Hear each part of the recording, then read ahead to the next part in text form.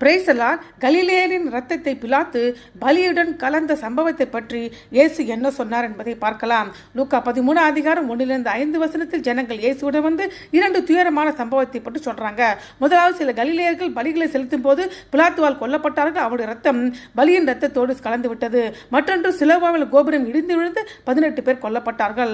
இதற்கு இயேசு இவ்வாறு பதில் அளித்தால், நீங்கள் மனம் திரும்பாவிட்டால் நீங்களும் அப்படியே கெட்டு போவீர்கள் என்று ஜனங்களை பார்த்து சொன்னாரு. இந்த துயர சம்பவம் நடந்ததற்கு காரணம் என்னவென்றால், பிலாத்து எருசலேமுக்கு தண்ணீர் கால்வாய் கட்ட ஆலயத்தின் நிதியை பயன்படுத்தினாரு.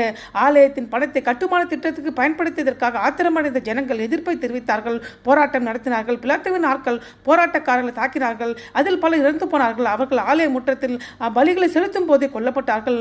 மேலும் அவர்கள் ரத்தம் உண்மையாகவே அவர்கள் செலுத்திய பலியோரின் ரத்தத்தோடு கலந்துவிட்டது. பின்பு சிலோவாம் கோபுரம் பிலாத்துவின் எருசலேமுக்காக தண்ணீர் திட்ட கட்டுமானத்தின் ஒரு பகுதியாக இருந்தது. அந்த சிலோவாம் கோபுரத்தை கட்டுமான பணியின் போது அந்த கோபுரம் இடிந்து விழுந்து 18 பேர் கொல்லப்பட்டார்கள்.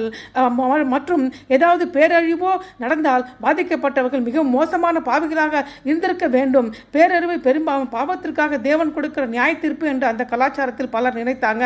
ஆனால் இயேசுவோ அரசியல் ரீதியாகவோ அல்லது பொறியியல் சம்பந்தமாக கட்டுமானத்தில் ஏற்பட்ட தோல்வியை பற்றி கவனம் செலுத்தாமல் அவர்கள் இருதயத்தை கொடுத்து கவனம் செலுத்தினவராக, நீங்கள் மனம் திரும்பாவிட்டால் எல்லோருமே அப்படியே கெட்டுப்போவீர்கள் என்று பதிலளித்தார்.